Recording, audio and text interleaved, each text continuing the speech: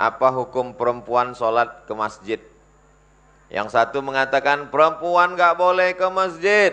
Lebih baik sholat dalam rumah. Lebih baik sholat dalam kamar. Lebih baik sholat dalam tempat yang sempit. Kenapa tiba-tiba angin kencang?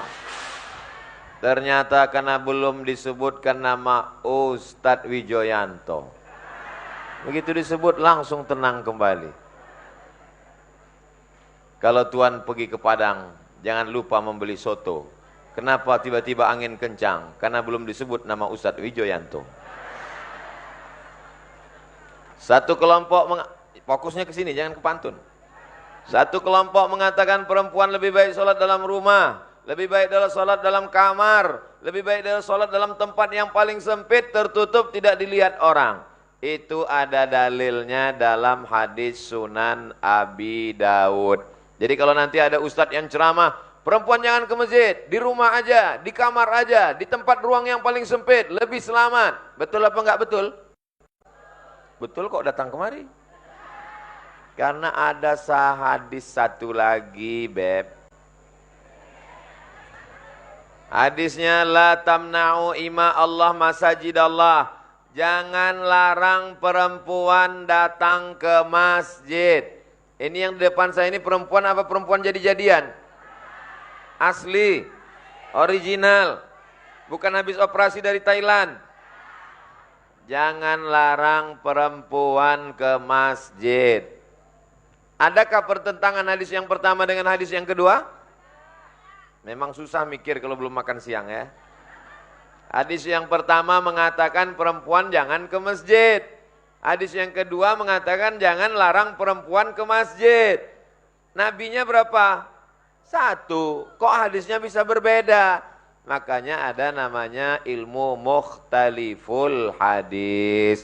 Jadi kalau ada orang mengatakan ini terjadinya kontradiktif antar masyarakat, banyak sekali pendapat begini begono. Ini karena kita tidak berpegang kepada sunnah. Marilah kita kembali kepada sunnah. Insya Allah kita akan bersatu. Oh, hadisnya aja beda kok. Hadisnya dua. Yang satu mengatakan jangan ke masjid. Yang satu mengatakan jangan larang orang ke masjid. Maka yang menyelesaikan masalah ini adalah ulama. Apa kata Imam Nawawi? Di halaman 28, Ustadz Somad nulis buku kok ditulis Arab gundulnya Pak Ustadz. Saya udah tulis terjemahnya. Seperti kita bertamu ke rumah orang, ada kacang, ada agar-agar, nggak usah dimakan semua, sesuaikan dengan kemampuan gigi. Kalau mampunya agar-agar, ya agar-agar aja, kacangnya jangan dikunyah. Kalau mampu semuanya, telan. Begitu juga buku ini. Kenapa ada Arab gundulnya? Bagi santri kiai baca Arab gundulnya. Saya nggak mampu, kan ada terjemahnya. Untuk apa Ustadz buat Arab gundulnya? Supaya orang jangan nuduh Ustadz Somad, Ustadz penipu, pembohong. Iya cuma ngarang aja tuh, belum tentu ada. Ini dia. Idza lam yatarattab alaihi fitnatun wa annaha la takhruju matibatan. Kalau perempuan itu keluar rumah tidak menimbulkan fitnah dan tidak memakai parfum berlebih-lebihan. Kalau parfum hanya sekedar menghilangkan bau ketek, enggak apa-apa. Tapi kalau sampai berlebihan, sampai imam di atas lantai 2 hilang ayatnya gara-gara. Wow. Menimbulkan fitnah. Selama perempuan itu cukup syarat, hukumnya ke masjid mubah. Boleh. Di Palestina, perempuan nggak boleh ke masjid, takut ditangkap tentara Israel. Di Masjid Raya atau Masjid Agung?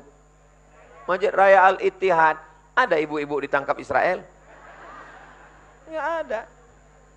Jadi kalau ada bapak-bapak yang bilang, kamu jangan ke masjid. Aslinya perempuan itu punya 5 hak terhadap suaminya. Bu, masih sadar? Ibu punya 5 hak terhadap suami. Yang pertama makan. Ibu udah makan?